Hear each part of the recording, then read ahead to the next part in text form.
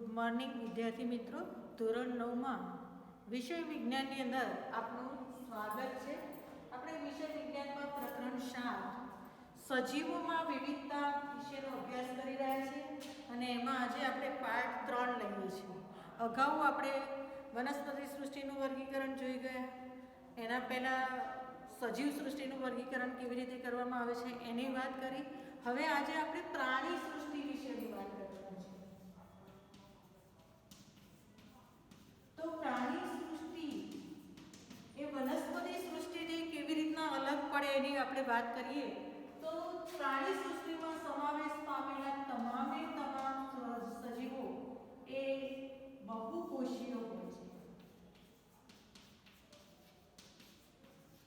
બહુકોષીય મતલબ કે પ્રાણી સૃષ્ટિમાં સમાવિષ્ટ થતા પ્રાણીઓના જે કોષ છે એ એક કરતાં વધારે કોષોનું બનેલું શરીર જોવા મળે છે અને આ કોષોની અંદર આવેલું જે કોષ છે એ કોષ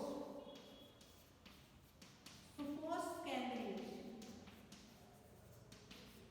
તો જે કોષ છે સજીવોના એ સુકોષ કેન્દ્રીય હોય છે. મતલબ કે કોષો જે છે એ વિકસિત હોય છે.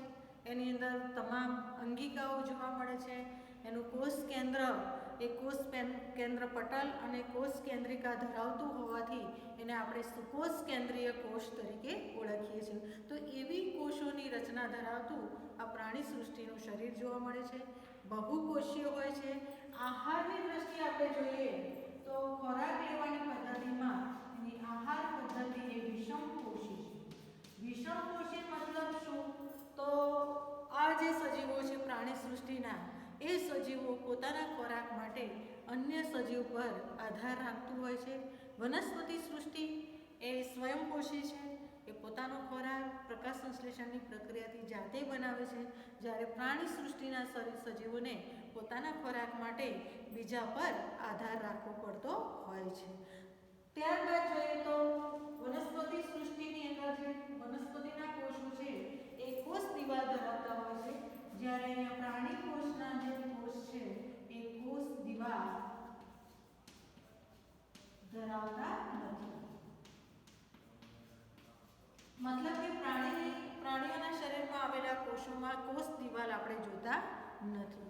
પ્રાણી સૃષ્ટિની અંદર આવેલા પ્રાણીઓ એ પ્રચલનશીલ છે.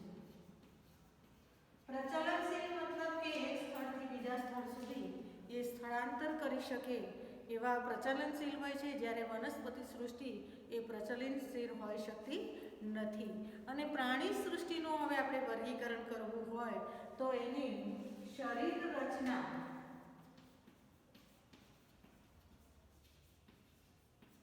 અને વિભેદીકરણ ના આધારે આપણે પ્રાણી સૃષ્ટિનું વિદ્યાર્થી મિત્રો વર્ગીકરણ કરીએ છીએ. અહીંયા આપણે પ્રાણી સૃષ્ટિનું હવે વર્ગીકરણ જોવા જઈ રહ્યા છીએ. તો સૌપ્રથમ પ્રાણીઓનું વર્ગીકરણ આપણે કરવું હોય તો આપણે એના બે પ્રકાર પાડીએ છીએ. કોષ સ્તરીય આયોજન અને પેશી સ્તરીય આયોજન. તો હવે અહીંયા આપણે પ્રાણીઓ લઈએ. આ પ્રાણીનો મુખ્યત્વે આપણે બે ભાગ પાડીએ છીએ.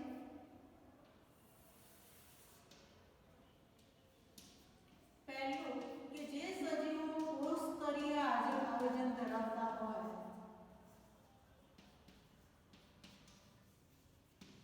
જે સજીવોમાં કોષોના આધારે સજીવ શરીરની રચના થયેલી હોય એને કોષ સ્તરીય આયોજનમાં મૂકીશું. અને જે સજીવોમાં પેશી બનતી હોય એવા સજીવોને આપણે પેશી સ્તરીય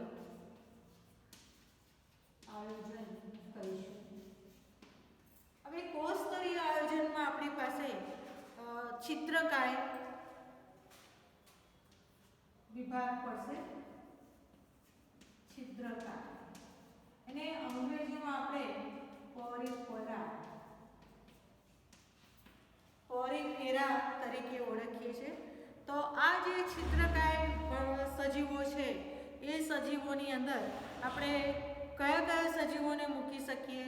તો યુપ્લેક્ટેરિયા ઉદાહરણ તરીકે યુપ્લેક્ટેરિયા સ્પોન્જીલાને આપણે વાદળી કહીશું તો આ રૂપ્લેક્ટેલિયા, સ્પોન્જીલા અને એની અંદર સાયકોનનો આપણે સમાવેશ કરી શકીએ છીએ. તો આ રીતના આપણે કોષસ્તરીય આયોજન પ્રાણી સૃષ્ટિમાં માત્ર છિદ્રકાય સજીવોમાં જ જોવા મળે છે. બાકીના સજીવોની અંદર આપણે પેશી સ્તરીય મતલબ કે જેમાં પેશીનું આયોજન જોવા મળે, કોષોને વિશિષ્ટ રચના ધરાવતા કોષોનું વિશિષ્ટ કાર્ય માટેનું જે આયોજન થયેલું હોય એને આપણે પેશી કહીએ છીએ. અને આ વિશિષ્ટ રચના ધરાવતા અને વિશિષ્ટ કાર્ય કરતા કોષોના સમૂહને પેશી કહેવાતા હોવાથી હવેના જે સજીવો છે એને આપણે પેશી સ્તરીય આયોજનમાં મૂકીશું. તો પેશી સ્તરીય આયોજનમાં આપણે એના 3 પ્રકાર પાડીએ છીએ. તો પેશી સ્તરીય આયોજનમાં આપણે એના 3 પ્રકાર જોઈએ. અદેહકોષ્ઠી,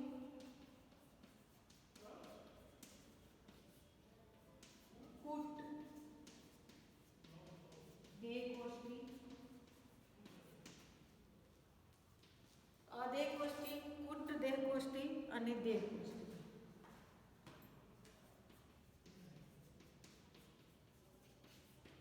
અદેહકોષ્ઠી એટલે શું?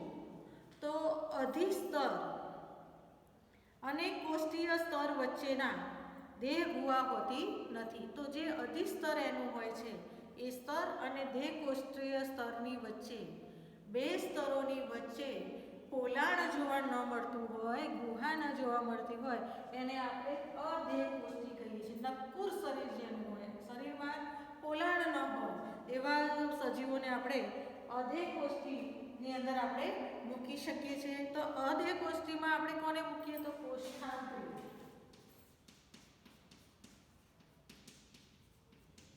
અને બીજું એની અંદર આપણે મૂકી શકીએ કોષ્ઠાંત્રીને અને બીજા આપણે એમાં મૂકી શકીએ છીએ પૃથુકૃમિ.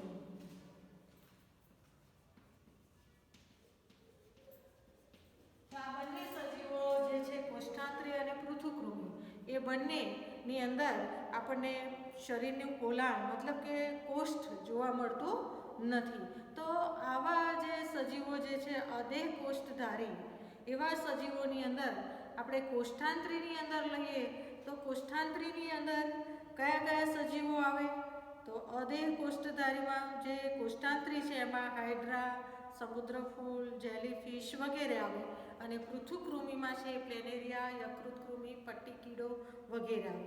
જ્યારે કૂટ દેહકોષ્ઠી એટલે કે આભાસી, ખરેખર એમાં શરીરની અંદર પોલાણ જોવા મળતું નથી, ગુહા જોવા મળતી નથી, પરંતુ આપણને એમાં આભાસ થાય કે પોલાણ છે એના શરીરમાં. એવા જે કૂટ દેહકોષ્ઠી ધરાવતા સજીવો છે એ છે સૂત્રકૃમિ. જેનું શરીર છે એ આપણને નળાકાર સ્વરૂપનું હોય અને એમાં પોલાણ હોય એવો આપણને આભાસ થતો હોય છે, ગુહા હોય એવો આભાસ થાય છે. તો આવા સૂત્રકૃમિની અંદર આપણે લઈ શકીએ ગોળકૃમિ, હાથી પગાનું કૃમિ, કરમિયા વગેરે. જ્યારે દેહકોષ્ઠીની અંદર પાછા આપણે એના 2 પ્રકાર પાડીશું દેહકોષ્ઠીના. તો એમાં ભ્રૂણની વૃદ્ધિ દરમિયાન એક કોષમાંથી મધ્ય સ્તરનો જે વિકાસ થાય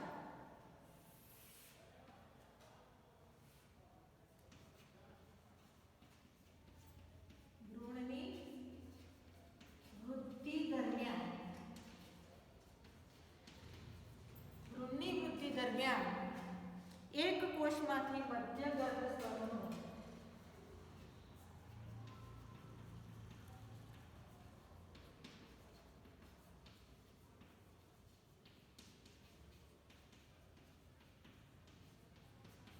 વિકાસ આપણને જોવા મળતો હોય છે.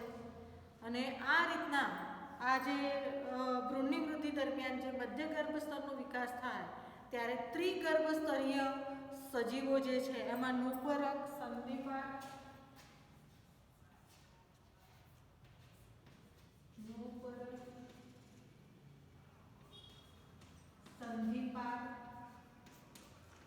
અને મૃદુકાય. આ 3 સંધિપાદ અને મૃદુકાય આ 3નો આપણે એમાં સમાવેશ કરીએ છીએ. જ્યારે મેરુદંડી મતલબ કે અંતઃગર્ભ સ્તરમાંથી દેહ કોષનું નિર્માણ થતું હોય, અંતઃસ્તરમાંથી દેહ કોષનું નિર્માણ થતું હોય, તો આ જે દેહ કોષનું નિર્માણ થતું હોય તો એવા નિર્માણ દેહ કોષના જે નિર્માણ કોથળી સ્વરૂપે થતું હોય એના પાછા આપણે બે પ્રકાર પાડીશું.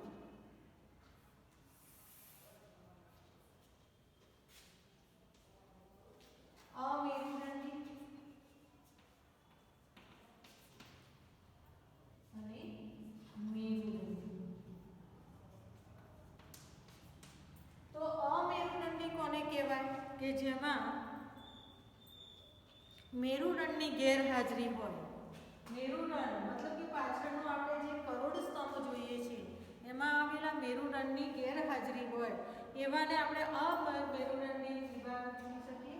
અને એમાં સ્થૂળ ત્વચી સજીવોનો સમાવેશ આપણે કરી શકીએ છીએ. સ્થૂળ ત્વચી. જ્યારે મેરુદંડીની અંદર પાછા આપણે બે પ્રકાર પાડીએ છીએ. તો અહીંયા આપણે મેરુદંડી લઈએ.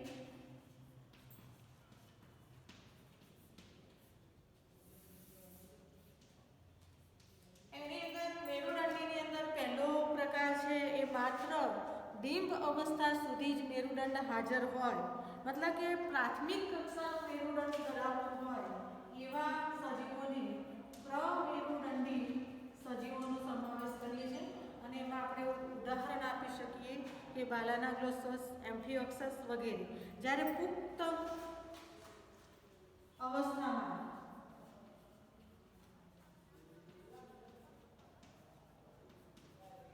કરોડ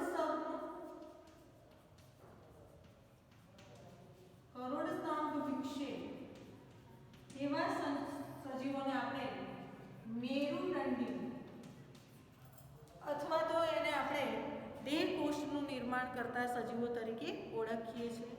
અને આવા મેરુદંડી જે સજીવો છે પૃષ્ઠવંશી, બીજા અર્થમાં આપણે એને પૃષ્ઠવંશી કહીશું.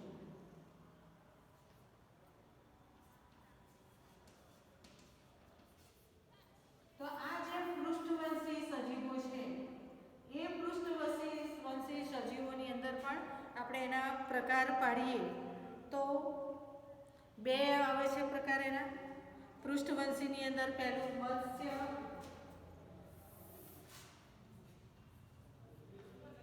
પહેલો પ્રકાર છે મત્સ્ય. પછી બીજો પ્રકાર છે એની અંદર ઉભયજીવી મત્સ્ય,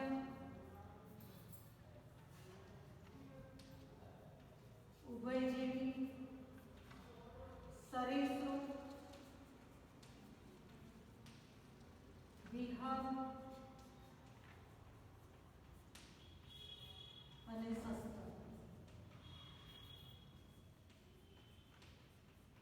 તો આ રીતના આપણે વિદ્યાર્થી મિત્રો અહીંયા પ્રકાર જોઈએ તો સૌ પ્રથમ પ્રાણી સૃષ્ટિના આપણે બે પ્રકાર કરીએ છીએ, કોષસ્તરીય આયોજન અને પેશી સ્તરીય આયોજન. કોષસ્તરીય આયોજનમાં છિદ્રકાંડનો સમાવેશ થાય છે. પેશી સ્તરીય આયોજનના આપણે ત્રણ પ્રકાર પાડીએ છીએ. અદેહકોષ્ઠી જેમાં પોલાણ જોવા મળતું નથી એમાં કોષ્ઠાંતરી અને પૃથુકૃમિને મૂકીએ છીએ. જ્યારે કુટ દેહકોષ્ઠીની અંદર સૂત્રકૃમિને મૂકીએ છીએ. અને દેહકોષ્ઠીના પાછા બે પ્રકાર પાડીએ છીએ. એમાં મધ્યગર્ભનો વિકાસ થાય તો એમાં નુપુરણ, સંધિપદ અને મૃદુકાયનો સમાવેશ થાય છે. જ્યારે અંતઃસ્તરમાંથી દેહકોષ્ઠનું નિર્માણ થતું હોય એના બે પ્રકાર પાડીએ છીએ આપણે, અમેરુદંડી અને મેરુદંડી. અમેરુદંડીમાં સ્થૂળ ત્વચી આવે. મેરુદંડીના ફરી આપણે પ્રકાર પાડીએ તો પ્રાથમિક અવસ્થાનો મેરુદંડ જોવા મળતો હોય જેની અંદર કે માત્ર ડિંબાવસ્થામાં જ મેરુદંડ હાજર હોય પ્રાથમિક કક્ષાનું, એને આપણે પ્રમેરુદંડી કહીશું.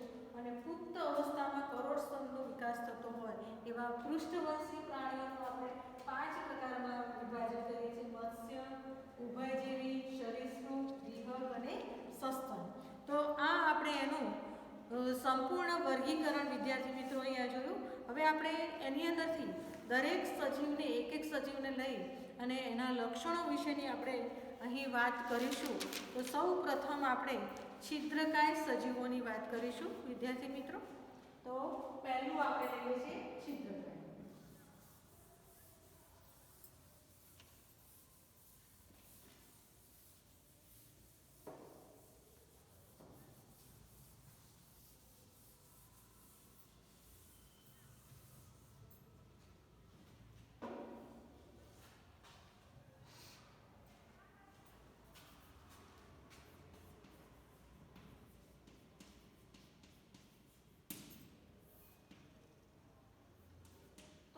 છિદ્રકાય સજીવની અંદર આપણે કોનો સમાવેશ કરીએ?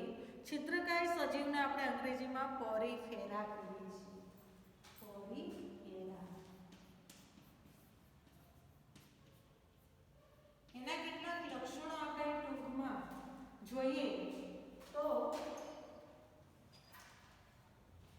એના નામ પરથી જ આપણને ખબર પડે કે છિદ્રકાય, કાય એટલે શરીર, જેનું શરીર છિદ્રયુક્ત હોય એવા સજીવોને આપણે છિદ્રકાયમાં લઈએ. તો બીજો મુદ્દો છે એની અંદર સજીવ છિદ્રોવાળો, છિદ્રોયુક્ત શરીર રચના જોવા મળે છે આ છિદ્રકાય સજીવની અંદર. એ કોઈ આધારને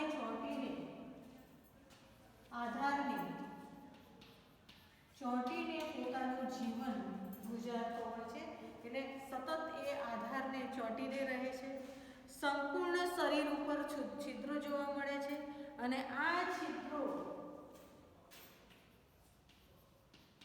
શરીરમાં નલિકા દ્વારા, આ છિદ્રો શરીરમાં નલિકા તંત્ર દ્વારા જોડાયેલા હોય છે. નલિકા દ્વારા જોડાયેલા હોય છે જેના દ્વારા એ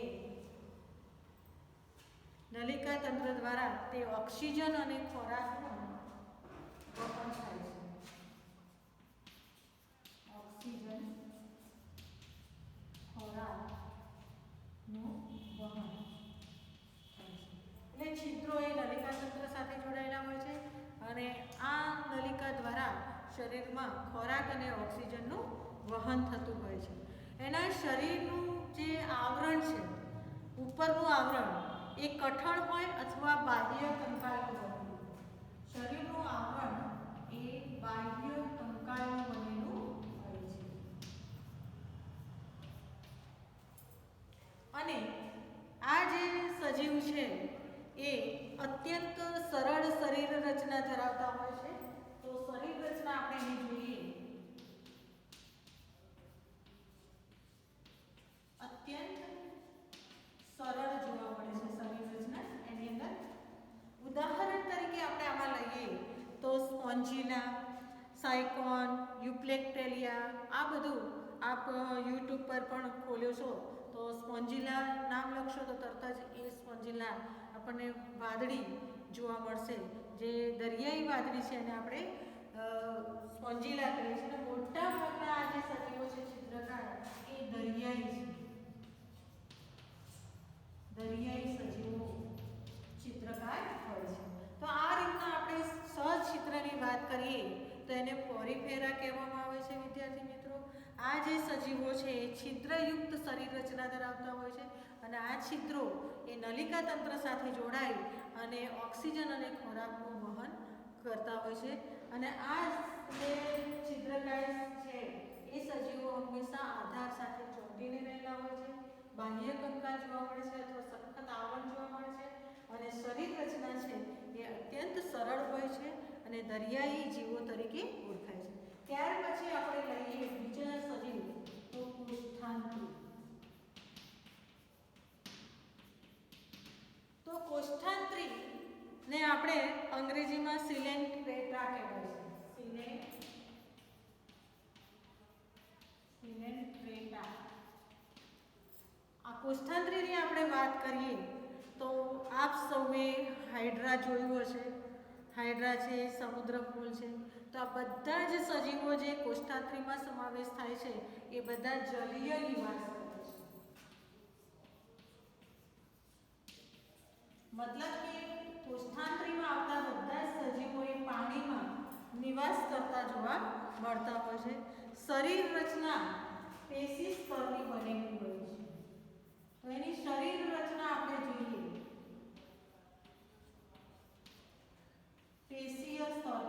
પેશી સ્તરની બનેલી હોય છે શરીર રચના એની. અને એમાં એક દેહ ગુહા જોવા મળે છે. એક દેહ ગુહા એટલે શરીરની અંદર ખોલા જોવા મળે છે એની અંદર. અને આ જે સજીવો છે એમાં શરીર બે સ્તરોનું કોષીય સ્તરોનું બનેલું હોય છે. શરીર બે કોષીય સ્તરનું બનેલું હોય છે.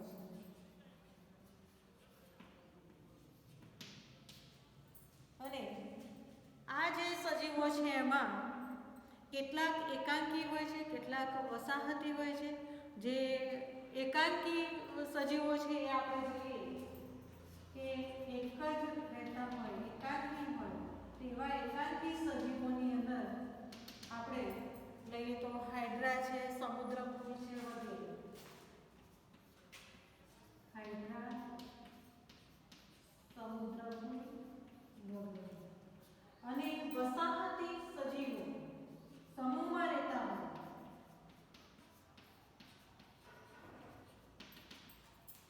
સમૂહમાં રહેતા હોય, કે જેઓ વસાહતી છે, કેટલીક જાતિઓ સમૂહમાં વસતી હોય કે વસાહતમાં વસતી હોય એવી આપણે લઈએ તો પ્રવાળ, કે જે વસાહતમાં રહેતા હોય છે, સમૂહમાં રહેતા હોય છે. તો પ્રવાળ, પરવાળા વગેરે વસાહતી છે. અને એકાંકી સજીવમાં આપણે લઈએ તો હાઇડ્રા, સમુદ્રફૂલ, જેલીફિશ વગેરેને આપણે લઈ શકીએ. હાઇડ્રા, સમુદ્રફૂલ, જેલીફિશ, તો એને પણ આપણે એકાંકી વસાહતમાં લઈ શકીએ.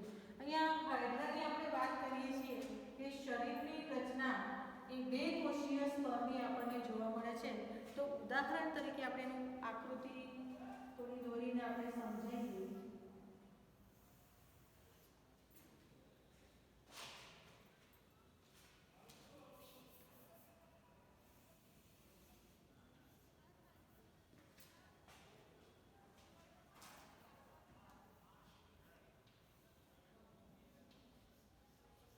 તો આ જેની અંદર એનું આ બાહ્ય સ્તર છે. આ વિદ્યાર્થી મિત્રો આપણે એનું બાહ્ય સ્તર જોઈ રહ્યા છીએ. ત્યારબાદ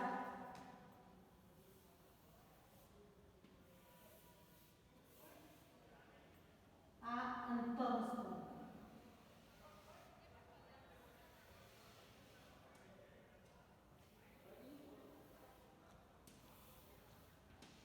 અને અંતરનો આ જે ભાગ છે એને આપણે પોલાણ કહીશું. તો બાહ્ય સ્તર,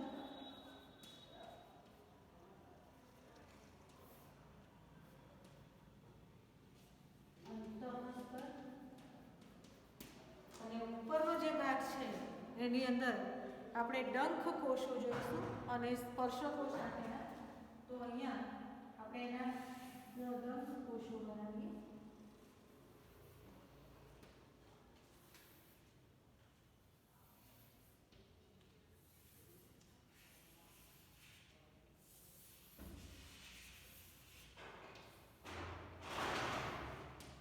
અને આ ડંખ કોષો ઉપર આવા સ્પર્શકો જોવા મળતા હોય છે આપણને.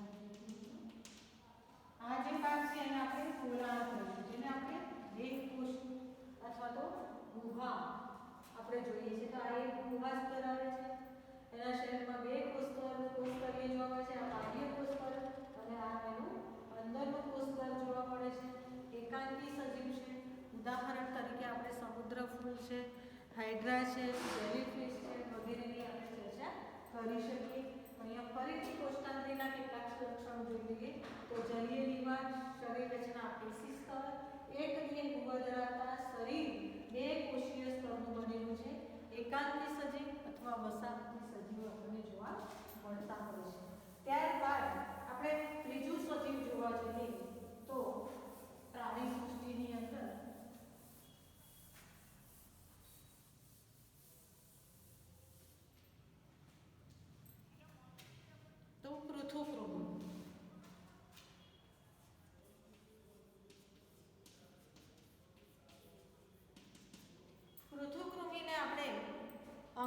પ્લેનમાં પ્લેટીહેલ્મિન્થીસ કહીશું. પ્લેટીહેલ્મિન્થીસ. તો આ પ્લેટીહેલ્મિન્થીસ મતલબ કે પૃથુકૃમિ છે એ અગાઉના આપણે બે સજીવો જોયા, છિદ્રકાય અને કોષ્ટાંત્રી. એ વર્ગ કરતાં આ સજીવના પ્રાણીઓની શરીર રચના વધારે જટિલ હોય છે. તો અગાઉના પ્રાણી કરતાં શરીર રચના જટિલ ધરાવે છે. જટિલ પ્રકારની શરીર રચના આ પૃથુકૃમિ ધરાવતા હોય છે. હવે પૃથુકૃમિમાં આપણે એક ઉદાહરણ લઈ અને પછી એના લક્ષણો જોઈએ. તો આપણે પ્લેનેરિયાની વાત કરીએ અહીંયા. તો પ્લેનેરિયા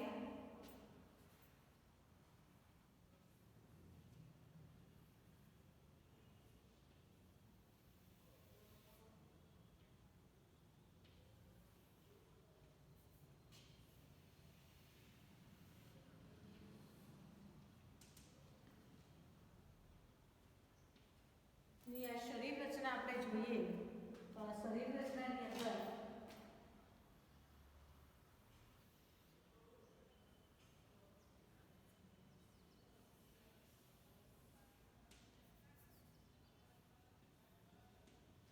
આ પ્રકારનું એની શરીર રચના આપણને જોવા મળે છે. એના વચ્ચેના ભાગમાં આ બે એની આંખો જોવા મળે છે.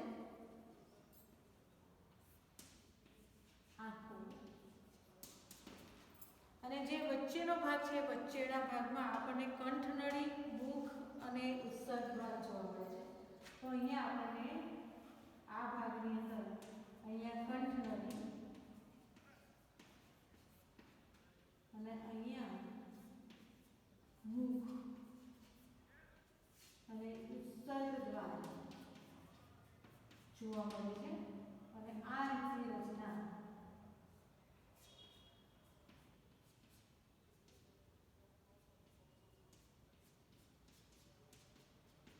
એની અંદર આપણને જોવા મળતી હોય છે. તો આને આપણે કોષ્ઠાંત્ર ગુહા કહીશું. શાખિત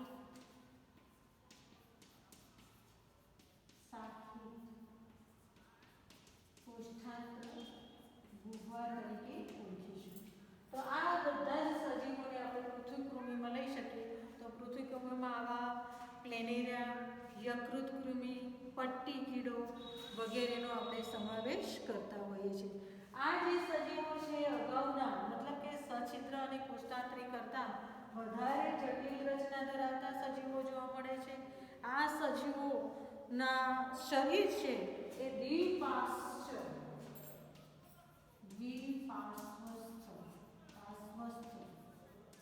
સમમિતિ રચના ધરાવે છે. દ્વિપાર્શ્વ સમમિતિ રચના એટલે તમે અહીંયાથી એના બે સરખા ભાગ કરો તો બંને તરફના અંગો એક સરખા આપણને જોવા મળતા હોય છે. તો આવી દ્વિપાર્શ્વસ્થ સમમિતિ રચના ધરાવે છે. જમણી અને ડાબી બાજુની સંરચના જમણી અને ડાબી બાજુની સંરચના એ એક સરખી એક સમાન સંરચના શરીરની જોવા મળતા હોય છે. આ જે સજીવો છે એનું આખું એ સ્તર એ 3 સ્તરોમાં કોષીય સંરચનામાં વિભેદિત થતા હોય છે. 3 સ્તરોમાં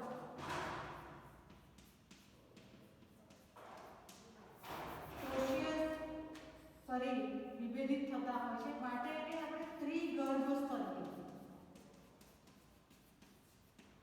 સજીવ તરીકે ઓળખીએ છીએ. 3 સ્તરોમાં એનું શરીર છે એ શરીરના કોષોની સંરચનામાં વિભેદિત થતું હોય.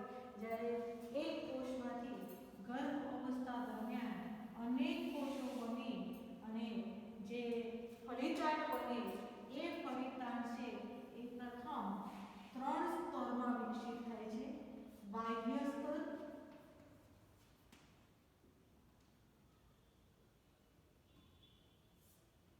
મધ્ય સ્તર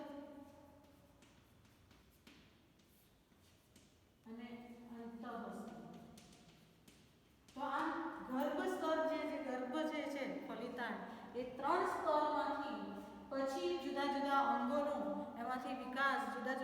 સ્તરમાંથી થતો હોય આ જે સજીવ છે એ ત્રિગર્ભસ્તરીય સજીવ તરીકે ઓળખવામાં આવતો હોય છે. આ સજીવના શરીરમાં બાહ્ય અને આંતરિક બંને અસ્તર જોવા મળે છે. તો શરીર રચનાનો અસ્તર, શરીરનું અસ્તર બાહ્ય અને આંતરિક એમ બે પ્રકારનું શરીરનું અસ્તર જોવા મળે છે. જેમ આપણે શરીરનું ઉપરનું અસ્તર છે ચામડી છે અને શરીરની અંદરનું પણ અસ્તર જોવા મળે છે, એમ અંતર અને બાહ્ય બે સ્તરનું બનેલું હોય છે. કેટલાક અંગો પણ બનેલા જોવા મળે છે આ સજીવમાં, કેટલાક અંગો બનેલા જોવા મળે છે આ સજીવની અંદર. પછી આ સજીવની અંદર આપણે પેશીઓનું નિર્માણ થયેલું હોય છે. પેશી નિર્માણ પણ આપણે જોઈ શકીએ છીએ આની અંદર. આ સજીવની અંદર જે દેહ ગુહા છે એ દેહ ગુહાનો અભાવ હોય છે. તો શરીરની દેહ ગુહાનો અભાવ મતલબ કે શરીરની અંદર પોલાણ આપણે જોઈ શકતા નથી. યકૃત કૃમિ લો, પટ્ટી કીડાને લો, પ્લેનેરિયાને લો, તો આ બધા જેમ પર્ણ આપણે લઈએ તો પર્ણ એ ચપટું હોય છે, એમ આ જે સજીવો છે એ પૃથુ મતલબ પૃથુનો અર્થ થાય છે ચપટા. તો ચપટા પ્રકારના કૃમિ જોવા મળે છે આપણને, એટલે એને આપણે ચપટા કૃમિ અથવા તો પૃથુ કૃમિ તરીકે ઓળખીએ છીએ. અને ઉદાહરણ તરીકે આપણે પ્લેનેરિયા લઈએ તો પ્લેનેરિયા છે એ મુક્તજીવી સજીવ છે, જ્યારે આપણે યકૃત કૃમિ લઈએ તો યકૃત કૃમિ છે એ પરોપજીવી હોય છે. આમ આ પ્રકારના જે પૃથુકૃમિ જે છે એ મુક્તજીવી અથવા પરોપજીવી જોવા મળતા હોય છે. તો અહીંયા આપણે વાત કરીએ અહીંયા પૃથુકૃમિની, પ્લેટી હેલ્મિન્થેસની. હવે એના પછીના આપણે સજીવ લઈએ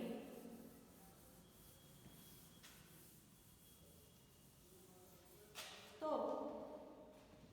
એમાં આપણે સૂત્રકૃમિ લઈએ.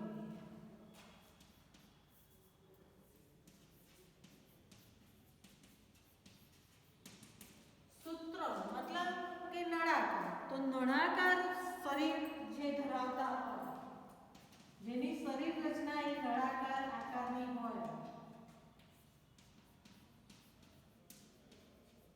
એવા કૃમિને આપણે સૂત્રકૃમિમાં મૂકી શકીએ. તમે બધાએ કરમિયું જોયું છે, તો સૂતડી જેવું અથવા તો પાઇપ જેવું નળાકાર એની રચના ધરાવતું હોવાથી કરમિયાને આપણે સૂત્રકૃમિમાં મૂકી શકીએ આપણે. પછી હાથી પગાના જે કૃમિ થાય છે વુકેરિયા, એને પણ આપણે આમાં સમાવેશ કરી શકીએ. અને ગોળ કૃમિ જે થાય છે એ ગોળ કૃમિને પણ આપણે આની અંદર સમાવેશ કરી શકીએ. તો કરમિયાની અંદર આ રીતના આપણે એની નળાકાર રચના જોઈએ છીએ.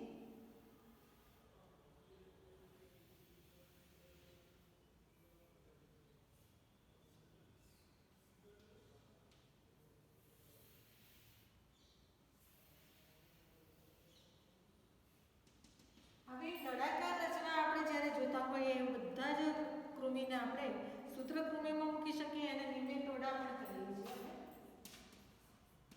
નિમેટોડા.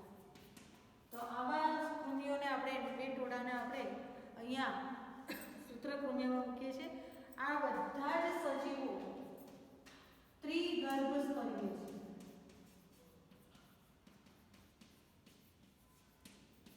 જેની અંદર ગર્ભાવસ્થામાં 3 સ્તર જોવા મળે છે, અંત, બાહ્ય અને મધ્ય સ્તર જોવા મળે છે. તેઓમાં દ્વિપાર્શ્વ સમમિતિ જોવા મળે છે.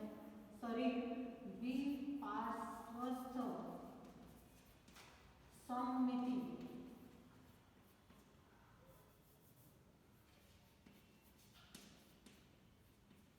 શરીર રચના જોવા મળે છે. દ્વિપાર્શ્વ સમમિતિ શરીર રચના જોવા મળે છે. શરીર ચપટા હોતા નથી. શરીર પાંદડા જેવા ચપટા હોતા નથી, પરંતુ ગોળાકાર નળાકાર શરીર રચના જોવા મળે છે. નળાકાર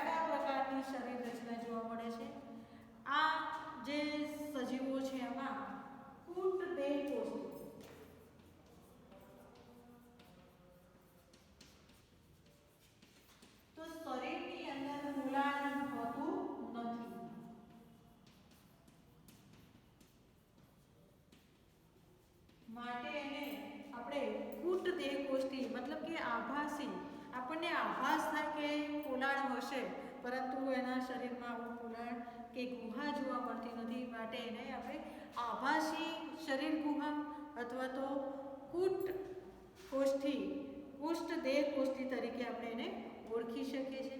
મોટા ભાગના સજીવો છે એ પરોપજીવી છે.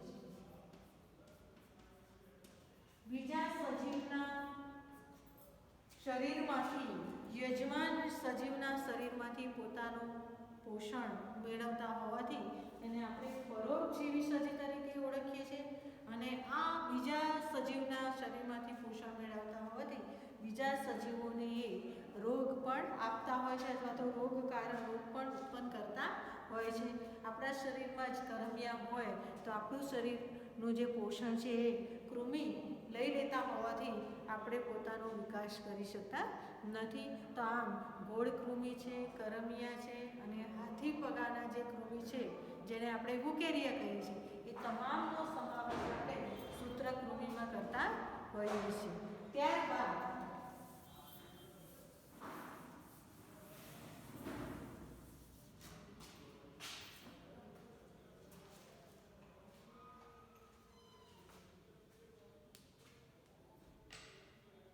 આપણે નુપૂરક વિશેની વાત કરીએ. નુપૂરક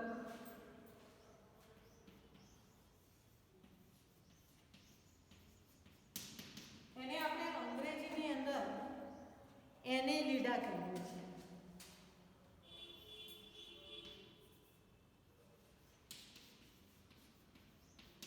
તો આ નુપૂરક અથવા તો એનેલિડા કોને કહેવાય એનું પહેલાં ઉદાહરણ હું આપું જેથી આપ એના લક્ષણો સમજી શકો.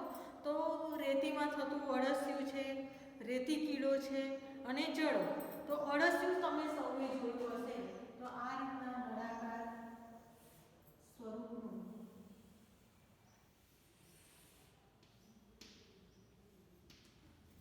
આવું નળાકાર સ્વરૂપનું આપણે અળસિયું જોઈએ છીએ અને એના ઉપરના ભાગમાં આપણે આવો ખંડો જોઈએ છીએ.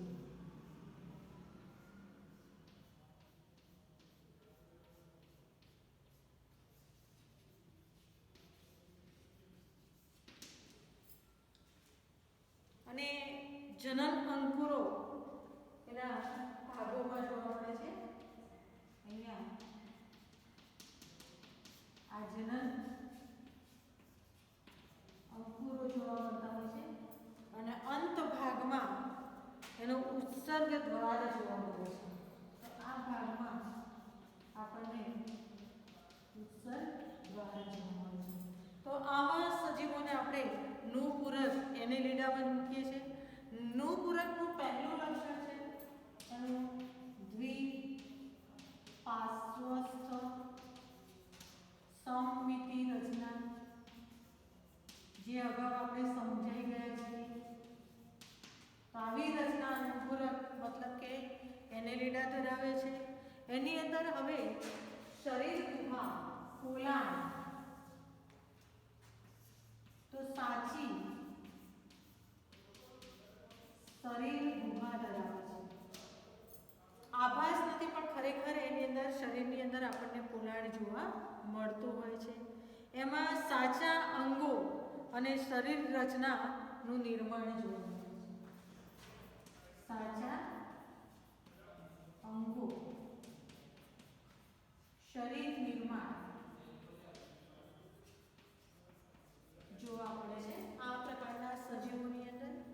અને આ જે સજીવો છે એના અંગોમાં વ્યાપક ભિન્નતાઓ જોવા મળે છે. અંગોમાં વ્યાપક ભિન્નતા જોવા મળે છે. અને આ જે સજીવ છે એ સજીવોની શરીરમાં શીર્ષથી પૂંછડી સુધી, શીર્ષના ભાગથી પૂંછડી સુધીના ભાગ સુધી, શીર્ષથી પૂંછડી સુધી આ રીતના ખંડો જોવા મળે છે. ખંડો જોવા મળે છે. આ જે સજીવ છે એ સજીવો મીઠા જળમાં રહે છે, દરિયામાં રહે છે અને સ્થળજ પ્રકારના પણ જોવા મળે છે. તો મીઠા જળમાં, દરિયામાં અને સ્થળ ઉપર પણ આ સજીવો આપણે જોઈ શકતા હોઈએ છીએ. તેમનામાં પરિવહન, પાચન, ઉત્સર્જન અને ચેતાતંત્ર જોવા મળે છે. પરિવહન, પાચન, ચેતાતંત્ર અને ઉત્સર્જન જેવા તંત્રો વિકસિત થયેલા જોવા મળતા હોય છે. ઉદાહરણ તરીકે આપણે અગાઉ પણ જોઈ ગયા અળસિયું, રેતી કીડો અને જળો, આ ત્રણેયનો સમાવેશ આપણે પૃથુકૃમિમાં કરીએ છીએ. હવે વિદ્યાર્થી મિત્રો આપણે જઈએ છીએ સંધિપાદ સજીવો. તો જે સંધિપાદ સજીવ છે એ આ સૃષ્ટિ ઉપર લગભગ સૌથી મોટો વર્ગ ધરાવતો સમુદાય છે. તો સંધિપાદ લઈએ આપણે,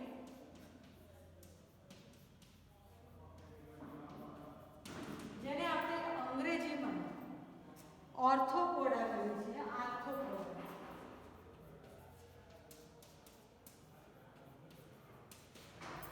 તો આ જે આર્થોપોડા સજીવ છે, સંધિપાદ સજીવ છે, એ સૌથી મોટો સમુદાય છે. સૌથી મોટો સમુદાય 80 થી 90% સજીવો પ્રાણી સૃષ્ટિના છે એ આર્થોપોડામાંથી, સંધિપાદમાંથી જોવા મળતા હોય છે. એમનું જે શરીર છે એ શરીર રચના દ્વિપાર્શ્વસ્થ સમમિતિ ધરાવતી શરીર રચના ધરાવે છે. આ જે સજીવ છે એની અંદર એ શરીર ખંડમય જોવા મળે છે. શરીર ખંડમય જોવા મળે છે. ખુલ્લું પરિવહન તંત્ર જોવા મળે છે આપણને, ખુલ્લા પ્રકારનું પરિવહન તંત્ર.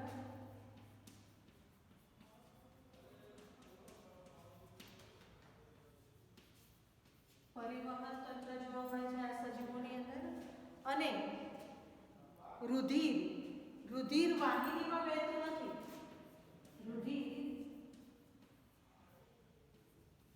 રુધિર વાહિનીમાં વહેતું નથી.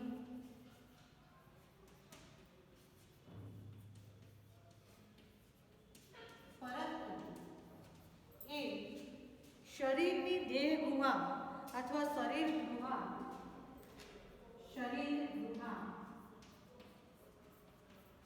એ રુધિરથી ભરેલું હોય છે.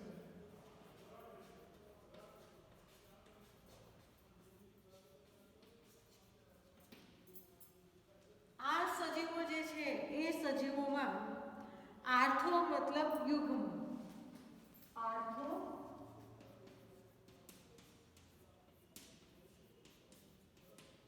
મતલબ યુગ્મ અને પોડા મતલબ ઉપાંગ. તો આર્થોપોડાનો અર્થ થાય છે કે સંધિપાદ સમૂહના સજીવો જે છે એના જે ઉપાંગો છે એ ઉપાંગો પગ એના છે એ યુગ્મ એટલે કે ડબલ એક જોડમાં બનેલા હોય છે. આપણે એનું ઉદાહરણ લઈએ તો ઝીંગા, પતંગિયા, માખી, કરોળિયા, વીંછી, કરચલો વગેરેને આપણે સંધિપાદમાં સમાવેશ કરી શકીએ વિદ્યાર્થી મિત્રો. હવે આપણે ત્યારબાદનો સમૂહ લઈએ સજીવો, તો મૃદુકાય મોલુસ્કા.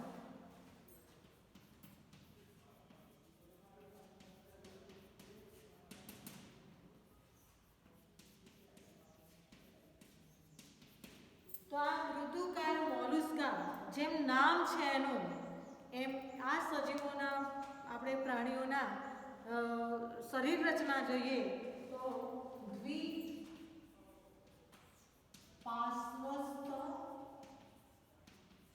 સમમિતિ શરીર રચના ધરાવે છે આ સજીવો. આ સજીવોની દેહ ગુહા નાની જોવા મળે છે. દેહ ગુહા મતલબ કે શરીર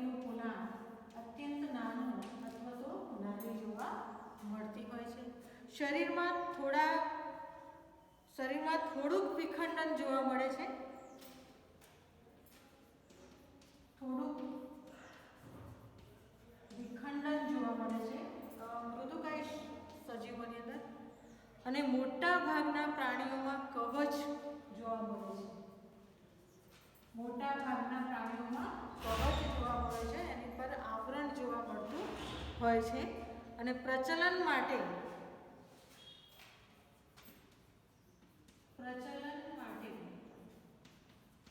મૃદુ પગ જોવા મળતા હોય છે. આ પ્રચલન માટે ઉપયોગ કરતા મૃદુ પગનો એ ઉપયોગ કરતા હોય છે. ઉદાહરણ તરીકે આપણે લઈએ તો કાયટોન,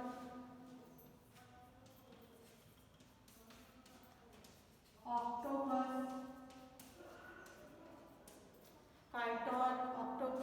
પાયલા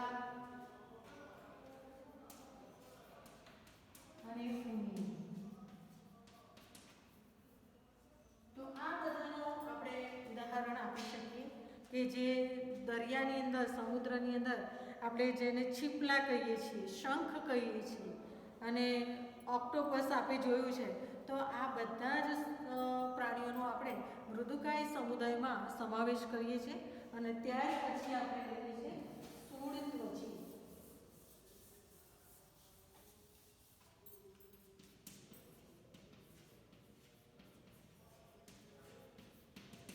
સ્થૂળત્વચી સમુદાયની અંદર એને આપણે એકિનોડર્મેટા કહીએ છીએ. એકિનોડર્મેટા. તો એકિનોડર્મેટાનો આપણે અર્થ કરીએ ગ્રીક શબ્દમાં, તો એકિનોના અર્થ ગ્રીક જે શબ્દ એકિનો છે એનો આપણે અર્થ કરીએ તો કંટકીય નલિકામય રચના. કંટકીય નલિકામય રચના. અને ડર્મેટોનો અર્થ થાય છે ત્વચા. તો કંટકીય નલિકામય રચના ધરાવતી ત્વચા વાળા સજીવોને આપણે સ્થૂળત્વચીની અંદર લઈ શકીએ. બરાબર. તો આવા જે પ્રાણીઓ છે એમનું ત્વચા જે છે ચામડી, એ ચામડી કાંટા જેવી સૂર્ય રચના ધરાવતી આચ્છાદિત જોવા મળે છે. આમાં આપણે મુક્તજીવી દરિયાઈ પ્રાણીઓનો સમાવેશ કરીએ છીએ.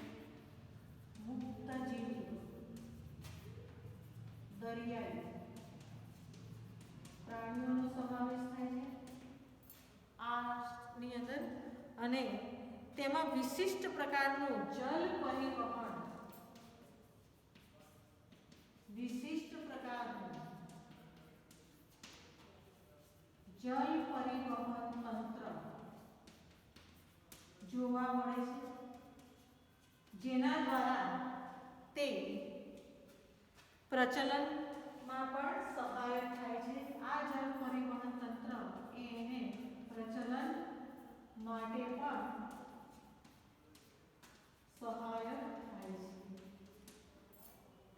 અને આમ એનું જે કંકાલ છે, બાહ્ય કંકાલ, એ કેલ્શિયમ કાર્બોનેટના સખત કંકાલથી બનેલું હોય છે. કેલ્શિયમ કાર્બોનેટના સખત સૂળોથી બનેલું હોય છે. ઉદાહરણ તરીકે આપણે તારા માછલી, સાગર ગોટા, સમુદ્ર કાંકડી, પંખ તારા વગેરેને લઈ શકીએ. વિદ્યાર્થી મિત્રો, અહીં આપણે આજે પાઠ 3 સમાવેશ કરીએ છીએ, પૂર્ણ કરીએ છીએ. અને હવે આપણે પાઠ 4ની અંદર મેરુદંડી અને અમેરુદંડી, મતલબ પ્રમેરુદંડી અને ત્યારબાદનું જે વર્ગીકરણ છે, વિહગ છે, સસ્તન છે, મત્સ્ય છે, સરીસૃપ છે, એની ચર્ચા આપણે કરીશું. અસ્તુ.